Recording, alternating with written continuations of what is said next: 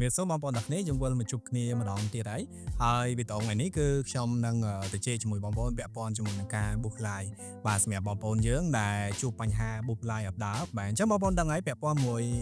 នឹងការ update មួយរយៈក្រោយរបស់ Facebook នេះគឺបងប្អូនយើងភាគច្រើនដែលប្រកបអាជីវកម្មនៅលើ Facebook អញ្ចឹងគឺគាត់ book អត់ដើរទេខ្លះ book អត់កាត់លុយខ្លះ book individual យូរអីអញ្ចឹងណាបងប្អូនបាទអញ្ចឹងថ្ងៃនេះគឺយើងមានវិធីសាស្ត្រទៅដូចជា technique ពិសេសមួយសម្រាប់បងប្អូនយើងអាចយកទៅអនុវត្តបានបាទក្នុងលក្ខខណ្ឌដែលបងប្អូន book live ហើយវាអត់កាត់លុយឬមួយក៏វាកាត់លុយយឺតអញ្ចឹងសម្រាប់បងប្អូនយើងដែលជួបបញ្ហានេះបងប្អូនអាចមើលវីដេអូនេះពីដើមរហូតដល់ចប់បានហើយចង់ដឹងថាតើយើងអាចធ្វើបានដោយរបៀបណានោះគឺបងប្អូនអាចទៅទស្សនាវីដេអូនេះបានអញ្ចឹងបើសិនជាបងប្អូនចូលចិត្តវីដេអូបែបនេះបងប្អូនទាំងនេះអាចជួយចុច like វីដេអូនេះផងហើយបើសិនជាចង់បានវីដេអូថ្មី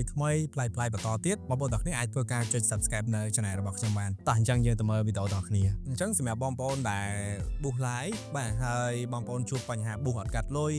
ឬមួយក៏ book វាអត់ព្រម active ណាបាទវានៅតែ individual បែបហ្នឹងហើយបងប្អូនរងចាំរយៈពេល10 20នាទី30នាទីហើយវានៅតែអត់ active ហើយវានៅតែអត់ព្រមកាត់លុយហ្នឹងគឺបងប្អូនទាំងគ្នាអាចប្រើវិធីសាស្ត្រនេះបានអញ្ចឹងដំបូងឡើយបងប្អូនទាំងគ្នាធ្វើការ log in ជាមួយនឹង browser ឲ្យបានត្រឹមត្រូវមកបាទហើយបងប្អូនចូលមកក្នុង ADM Manager មកបងប្អូននឹងឃើញហើយ ad របស់យើងគឺនៅ individual បាទវាអត់ព្រម active ណាបងប្អូនបាទអញ្ចឹងជាធម្មតាបងប្អូនដឹងហើយយើងរងចាំចន្លោះពី10ទៅ20នាទី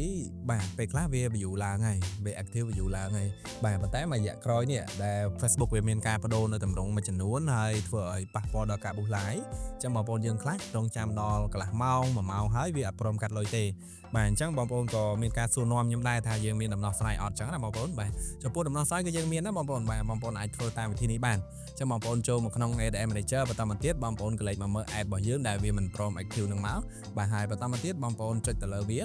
បងប្អូនធ្វើការ duplicate បាទ duplicate campaign មួយហ្នឹងមកបងប្អូនណាបាទបើសិនជាវាមិនព្រម active ឬមួយក៏វាមិនព្រមកាត់លុយហ្នឹងគឺពីករណីហ្នឹងបងប្អូនអាចប្រើវិធីសាស្ត្រនេះបានដូចគ្នាបាទអញ្ចឹងក្នុងលក្ខខណ្ឌនេះបងប្អូនធ្វើការ duplicate វាមកបាទ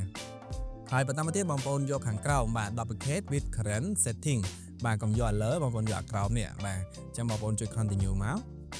បន្តមកទៀតគឺបងប្អូនត្រូវធ្វើការ duplicate ចន្លោះពី2ទៅ3បន្ថែមទៀតបាទបើសិនជាលក្ខខណ្ឌដែលវាមិនព្រមកាត់លុយបែបនេះបងប្អូន duplicate 2ទៅ3បន្ថែមទៀតមកបាទដើម្បីយើង duplicate template ឲ្យច្រើនដើម្បីបញ្ឆោតវាឲ្យវា active ផងដែរបាទដើម្បីឲ្យវាកាត់លុយលឿនបាទអញ្ចឹងបងប្អូនធ្វើការ duplicate 2បន្ថែមទៀតមក